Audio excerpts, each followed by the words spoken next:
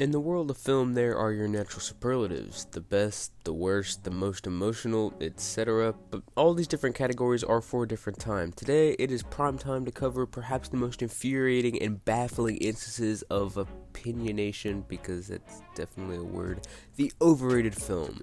These are the movies that are not anywhere near as good as the general movie-going crowd has labeled them, or maybe I just don't like them as much. Either way, today it is time to go over the most overrated movies of all time. In my opinion, of course. Now is your warning, feathers will be ruffled. Let's get started.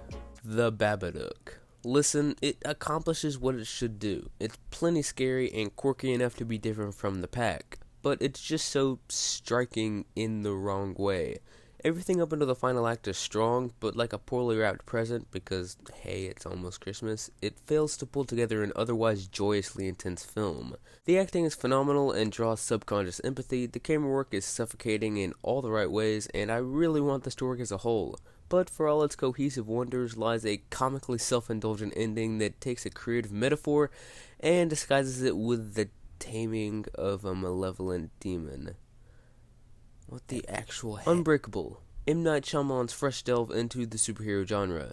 Yes, it has its novelty that is a irrefutable reason for its general praise, but unfortunately it's kinda dry. I don't mean to say it's boring, because I still have to reserve my spot in the I'm better than you film critique crowd, but it lacks a spark, I guess. The acting is great, but as I said in my Letterboxd review, definitely a plug, go check it out. It proceeds through its plot with slow burn storytelling that ultimately lacks depth.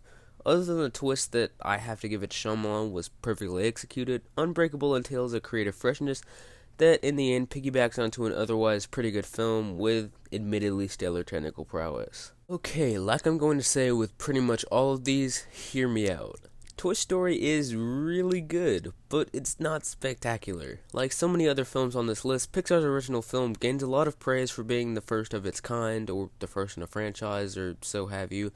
Which, I mean, you can't argue with that, but when retrospectively looking at the rest of Pixar's animated arsenal, it isn't in the same ballpark as a lot of its other computer-generated masterpieces.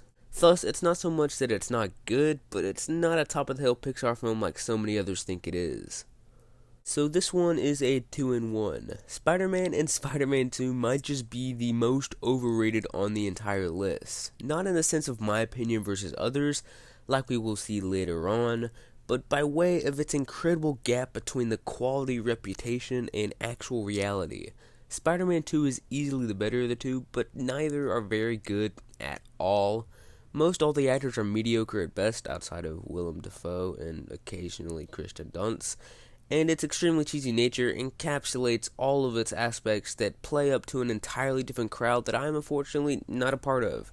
Sam Raimi crafted a trilogy of films that definitely cater positively to the right people, but as it has been made abundantly obvious, it's otherwise very mediocre.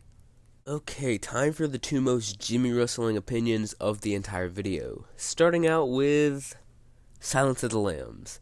Oh boy, where to start. This film is not bad at all.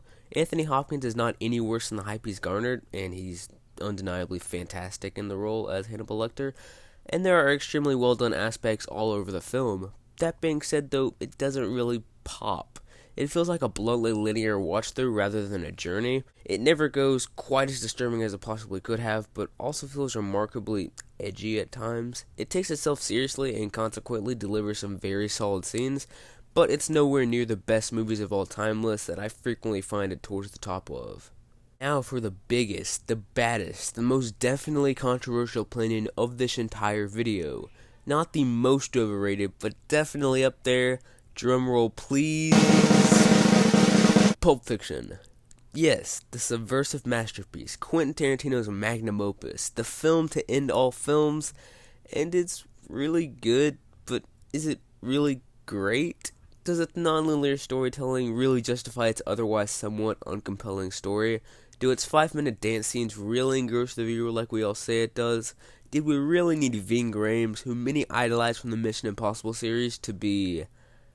Yeah, we won't talk about that. Either way, I'm not so sure that its often fantastic moments really make the ends meet. And heck, I'll say it. Every other Quentin Tarantino film I've seen is more fun, well done, and fantastic than Pulp Fiction. There, I've put it out there. I do not think Pulp Fiction deserves anywhere near the amount of praise it gets. Go ahead, sue me, ostracize me, exile me from the world of film, and make sure to subscribe for more film content like this.